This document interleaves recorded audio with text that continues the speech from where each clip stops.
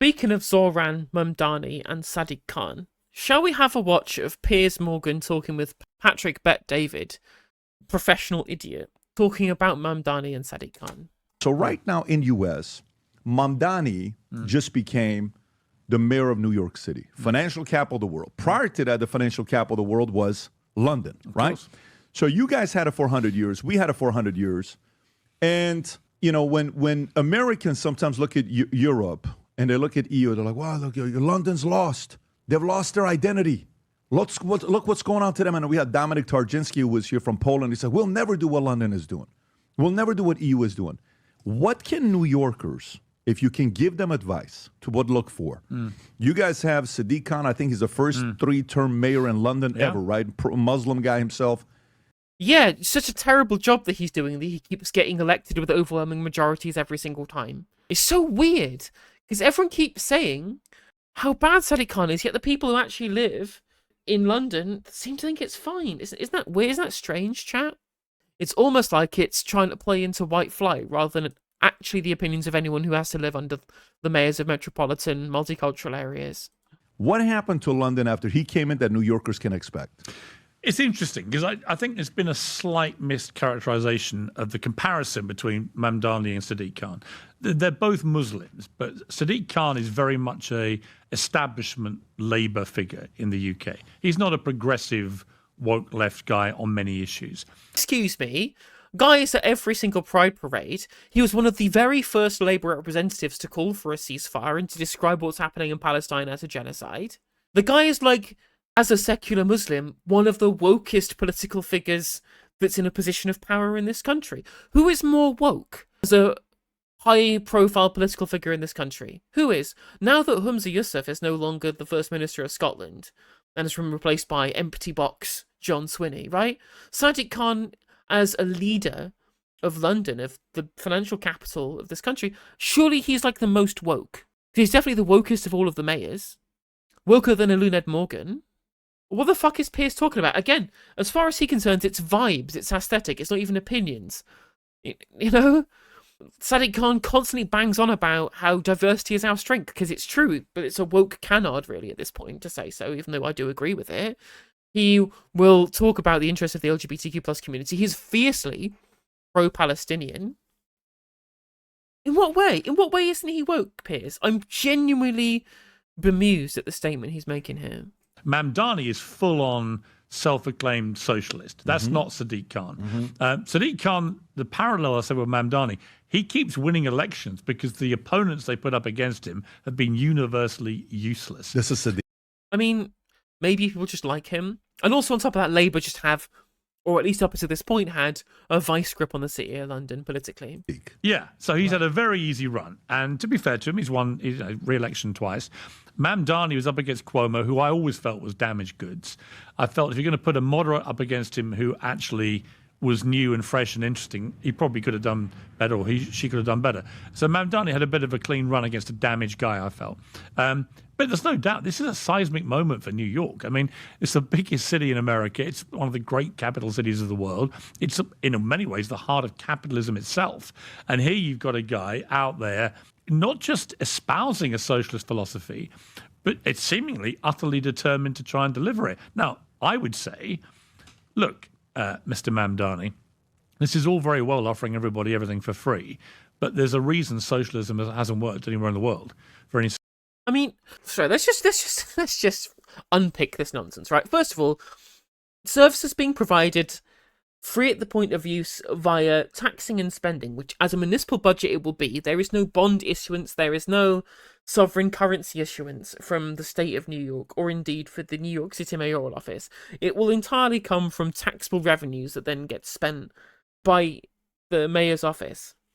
Spending that on provision of services that are free at the point of use is not socialism. That is social democracy. Socialism is when the workers control the means of production, distribution, and exchange. Luxembourg, hyper-capitalist country, tax haven indeed, and yet Luxembourg has fast and free buses in the way that Zohran Mamdani would want them to be. This country, capitalist the UK, has some amount of childcare free at the point of use, even though it's means tested, because up to 100k, I believe. So the idea of state-funded childcare is part of the capitalist Britain we have today. Rent freezes were part of capitalist Britain's political framework for decades and decades and decades until Thatcher got rid of them for the whole post-war period, where we were a social democracy, but a capitalist social democracy. None of these things are socialism.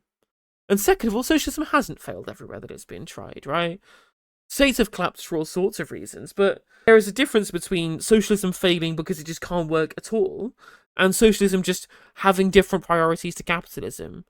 Like, Yugoslavia was a prosperous and happy society until the National Endowment for Democracy got involved, started funding fascists to break it apart through ethnic tension, you know?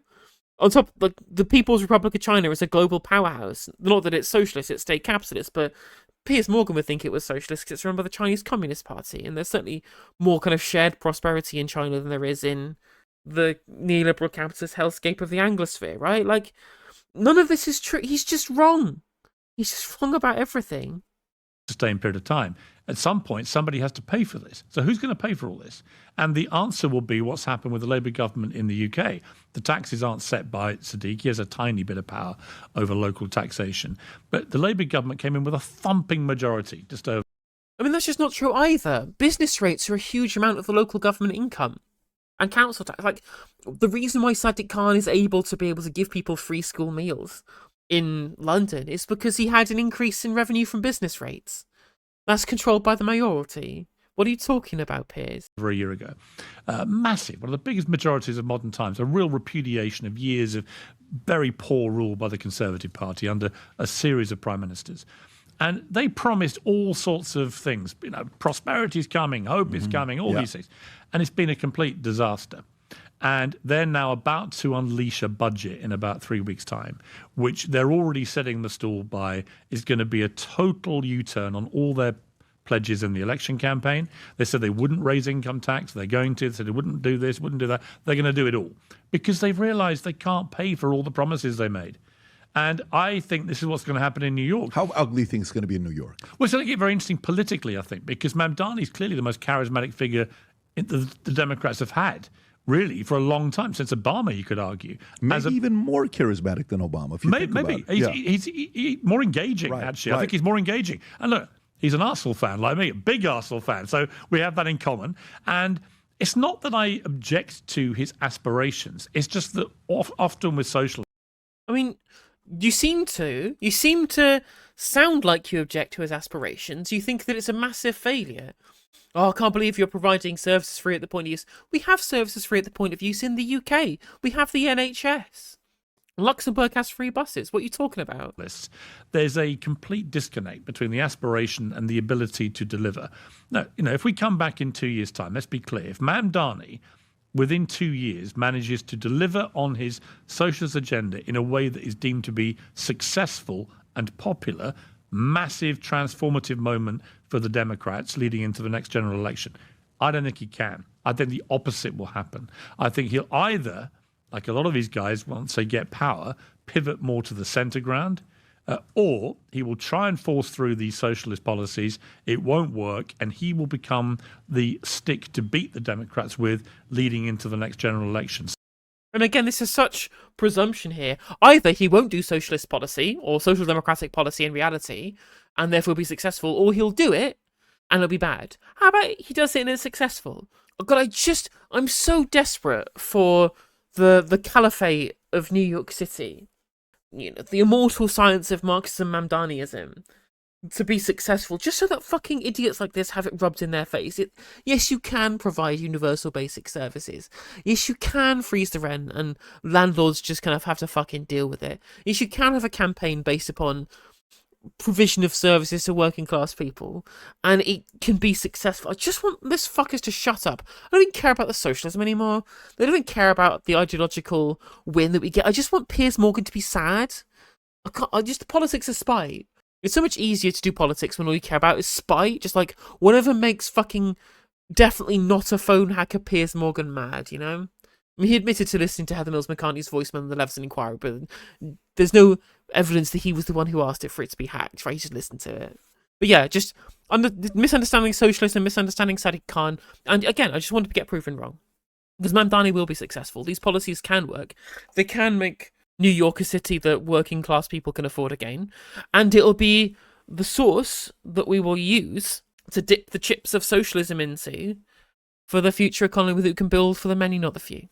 And I hope that he's successful. Hey, if you enjoyed the video, make sure that you like and leave a comment. That helps the video out in the algorithm. If you subscribe and ring the bell, it'll let you know when I go live. I stream every day on YouTube and Twitch. You can also follow all of my socials down in the description. And if you want to support me in a more financial manner, there's a join button for membership. It's just 99p to be a member on YouTube, as well as a Patreon, and there's some merch there as well. And hopefully I'll catch you on the next video. Take care.